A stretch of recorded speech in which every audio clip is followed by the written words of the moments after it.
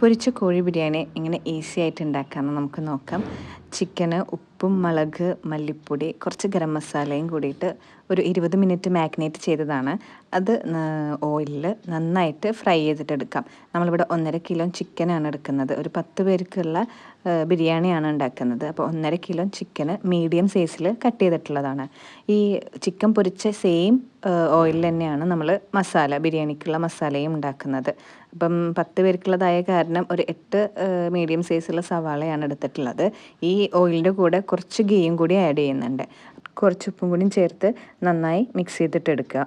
ഇപ്പോൾ നമ്മൾ 1 സ്പൂൺ ഇടുന്നുള്ളൂ. പിന്നെ നമുക്ക് മസാലയ്ക്ക് പാകത്തിനനുസരിച്ച് പിന്നെ നമുക്ക് ടേസ്റ്റ് നോക്കിയിട്ട് ഇടാവുന്നതാണ്. ഇപ്പം ഇതിൻ്റെ കൂടെ വെളുത്തുള്ളി ഇഞ്ചി പേസ്റ്റും ചില്ലി പേസ്റ്റും കൂടിയിട്ട് നമ്മളിതിൽ ആഡ് ചെയ്യുക. എന്നിട്ട് നന്നായിട്ട് മിക്സ് ചെയ്യുക. ഇത് ഒരു 5 മിനിറ്റ്സ് കുക്കായാൽ മതി. അതിനുശേഷം ഇതിലേക്ക് നമ്മൾ തക്കാളി സ്ലൈസ് ചെയ്തത് ആഡ് ചെയ്യുന്നുണ്ട്.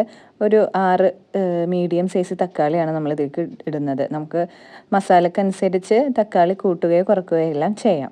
അപ്പം ഇത് നന്നായി കുക്ക് ചെയ്തെടുക്കുന്നത് നമുക്കൊരു 10-12 മിനിറ്റ് ഇത് ആവശ്യമായിട്ടുണ്ട് കുക്ക് ചെയ്യാൻ. അപ്പം ഇതിൽ നമ്മൾ 2 ടേബിൾ സ്പൂൺ കുരുമുളക് പൊടിയും കുറച്ച് ഗരം മസാലയും കൂടിയിട്ട് നമ്മൾ ആഡ് ചെയ്തിട്ടുണ്ട്. കാരണം നമ്മൾ ചിക്കൻ മസാലയിൽ ഓൾറെഡി ചിക്കൻ മാഗ്നേറ്റ് ചെയ്യണതിൽ ഓൾറെഡി നമ്മൾ കുറച്ച് ഗരം മസാല ആഡ് ചെയ്തിട്ടുണ്ട്. അപ്പോൾ അതിനനുസരിച്ചിട്ട് ഇട്ടാൽ മതി. 1 സ്പൂൺ മഞ്ഞൾപ്പൊടിയും കൂടിയും ചേർത്തിട്ട് നമുക്ക് നന്നായി മിക്സ് ചെയ്തിട്ടെടുക്കാം. പിന്നെ തൈര് നമ്മൾ 3 ടേബിൾ സ്പൂൺ തൈരാണ് ഇടുന്നത്. അപ്പം തക്കാളിക്കുള്ള പുളി അനുസരിച്ച് നമുക്ക് തൈര് കുറവോ കൂടുതലോ ആയിട്ട് ഇടാം. പിന്നെ കുറച്ച് മല്ലിയിലയും കൂടി ചേർത്താൽ നമ്മുടെ ബിരിയാണിക്കുള്ള മസാല റെഡി ആയിട്ടുണ്ട്. ഇനി അരി കുക്ക് ചെയ്തിട്ടെടുക്കാൻ വേണ്ടിയിട്ട് നല്ല തിളച്ച വെള്ളത്തിൽ നമ്മൾ 5 പട്ട 3-4 ഏലക്ക ഒരു 4 കറിയാമ്പും കൂടി എടുത്തിട്ട് നന്നായിട്ട് തിളപ്പിക്കുക. അതിൻ്റെ ഇടയിൽ നമുക്ക് അരി കഴുകിയിട്ടെടുക്കാം. നമ്മൾ പൊതുവേ ജീരകശാല അരിയാണ് എടുക്കാറ്. പക്ഷേ ഇന്ന് നമ്മൾ മാറ്റിയിട്ടുണ്ട്. പക്ഷേ നന്നായിട്ട് കുക്ക് ചെയ്തതിന് ശേഷവും വേറിട്ട് തന്നെ നിൽക്കുന്നുണ്ട് കേട്ടോ ഈ റൈസ്. ഈ അരി കുക്ക് ചെയ്തെടുക്കുമ്പോഴും നമ്മൾ കുറച്ച് ഉപ്പും കൂടിയും ചേർക്കണം. അപ്പം മസാലയിൽ ഉപ്പും ഇതും കൂടിയും ഒന്ന് അഡ്ജസ്റ്റ് ആയിട്ട് വരണം. അപ്പം കുറച്ച് ഓയിലും കൂടിയും ചേർക്കാം. കഴുകി വെച്ച അരി ഇതിലേക്ക് ചേർക്കാം.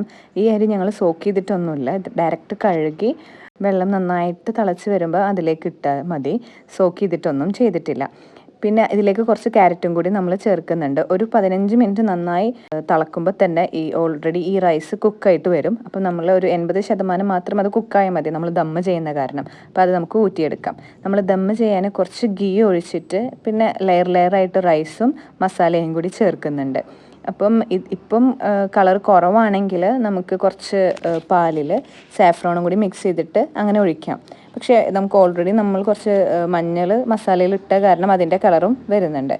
അപ്പം ഈസി ആയിട്ട് എങ്ങനെ ചിക്കൻ ബിരിയാണി ഉണ്ടാക്കാമെന്ന് എല്ലാവർക്കും മനസ്സിലായെന്ന് വിചാരിക്കുന്നു. ഭയങ്കര ടേസ്റ്റാണ്. അപ്പം നമ്മളിതൊരു 10 പേർക്കായ കാരണം 1.5 കിലോ ചിക്കൻ മീഡിയം സൈസിലാണ്. അപ്പം ചിക്കൻ്റെ സൈസ് കുറയും തോറും മസാലയ്ക്ക് കുറച്ചും കൂടി കൂടുതലായിട്ട് വരും. വീഡിയോ ഇഷ്ടപ്പെട്ടാൽ എല്ലാവരും ചാനൽ സബ്സ്ക്രൈബ് ചെയ്ത് വീഡിയോ ലൈക്ക് ചെയ്ത് സപ്പോർട്ട് ചെയ്യുക. താങ്ക്